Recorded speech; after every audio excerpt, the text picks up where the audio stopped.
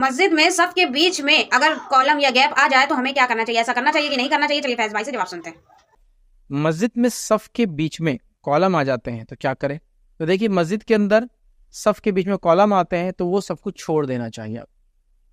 نبی اکرم صلی اللہ علیہ وسلم نے منع کیا ایسی جگہوں پہ نماز پڑھنے جہاں صفوں کو توڑنا پڑتا ہے کسی وجہ سے، جو کالم آتے ہیں اسے صفیں ٹوٹ جاتی ہے۔ اسی لیے ابھی دیکھیں نئی جتنی جدید مسجدیں آتی ہے اس میں ایک بھی کالم بیچ میں نہیں آتا ہے۔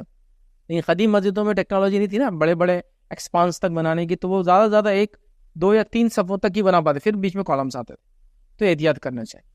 فتویٰ یہ ہے اس کے اندر، یہ تو ہوا کہ آپ صلی اللہ علیہ وسلم پسند نہیں کرتے تھے تو لوگ صحابہ وغیرہ نہیں کھڑے ہوتے تھے، لیکن اگر مسجد چھوٹی ہے، لوگ زیادہ ہے، آپ کے بیچ میں نہ کھڑے ہونے سے باہر لوگ کھڑے ہونا ہوگا، دھوپ میں لوگوں کو کھڑے ہونا پڑے گا، سڑک پہ لوگوں کو جانا پڑے گا، راستوں میں لوگوں کو کھڑے ہونا پڑے گا، رش بڑھ جائے گا، تو پھر کالم کے بیچ میں کھڑے ہونے میں کوئی حرج نہیں۔